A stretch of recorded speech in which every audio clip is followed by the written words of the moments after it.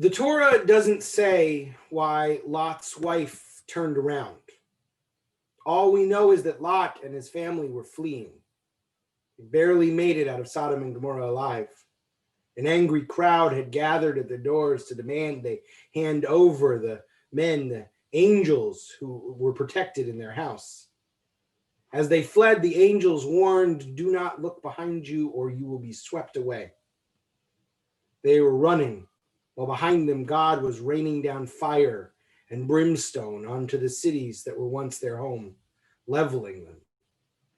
Lot looked ahead of him to the place called Zoar, a little place where he thought he'd be safe.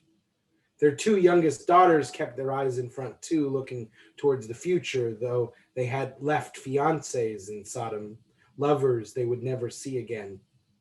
But Lot's wife, whose name we are told in the Midrash was Edith, did not heed the angel's warning. She turned around and we are told was transformed into a pillar of salt. The rabbis speculate on the reasoning for this strange punishment. They speculate that perhaps she looked back to gawk at the doom of her neighbors, that she was not a good person.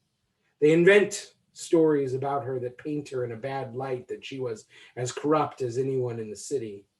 They say that she did not want to hide the emissaries in her home, but her husband insisted on the family's belief in hospitality.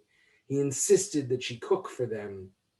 So she went to a neighbor to ask to borrow salt.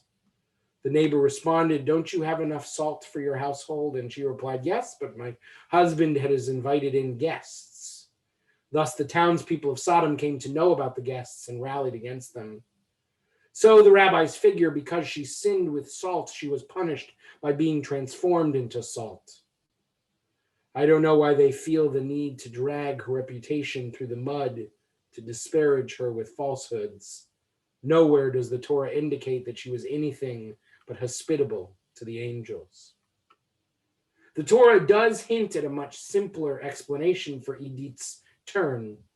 Perhaps most of the rabbis do not notice it, having never been mothers themselves.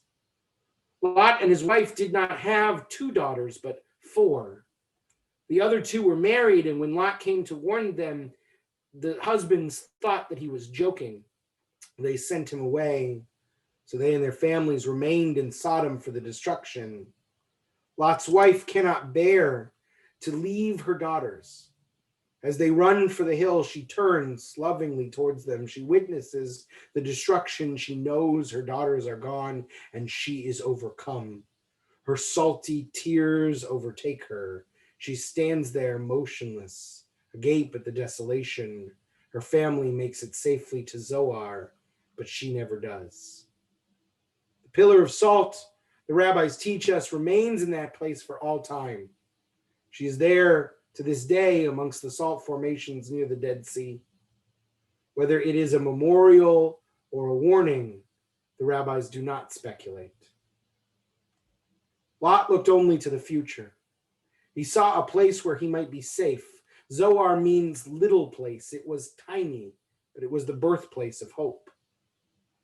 Edith could not find it in her to look towards hope. She turned back around to face the destruction, and her tears consumed her. One of them turned his back on the pain of his neighbors.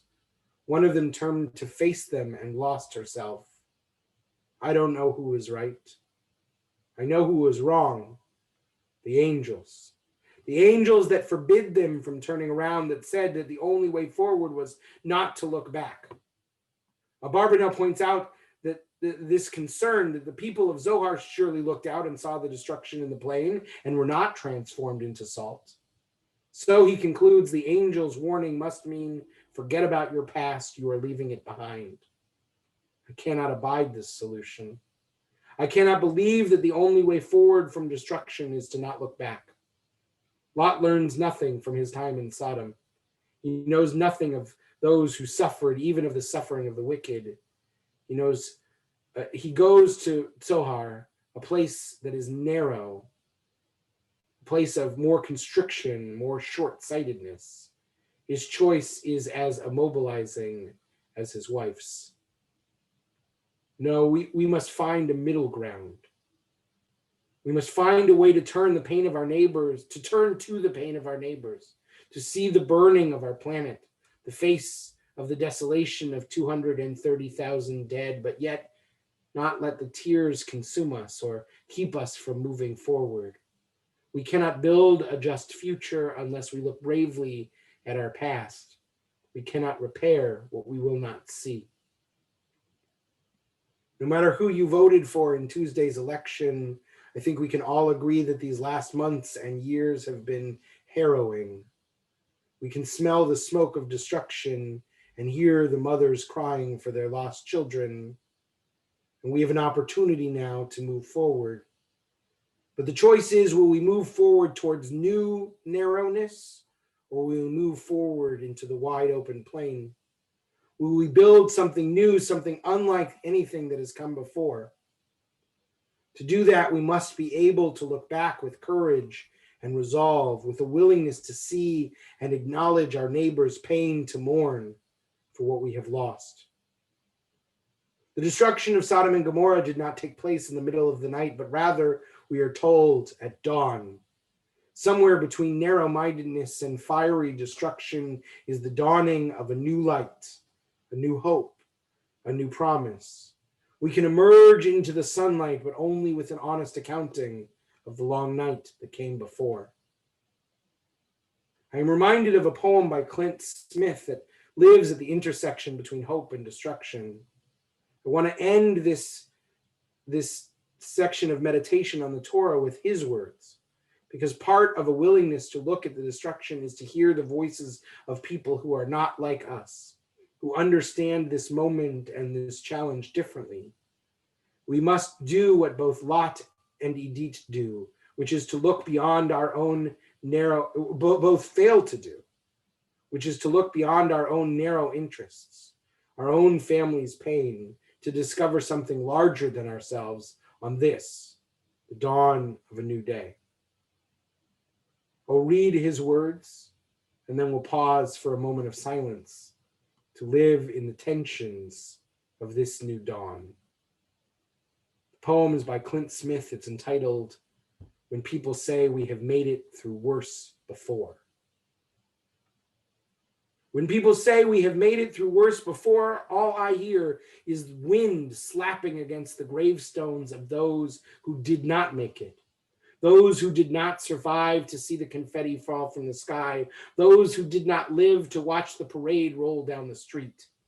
I have grown accustomed to a lifetime of aphorisms meant to assuage my fears, pithy sayings meant to convey that everything ends up fine in the end. There is no solace in rearranging language to make different words tell the same lie.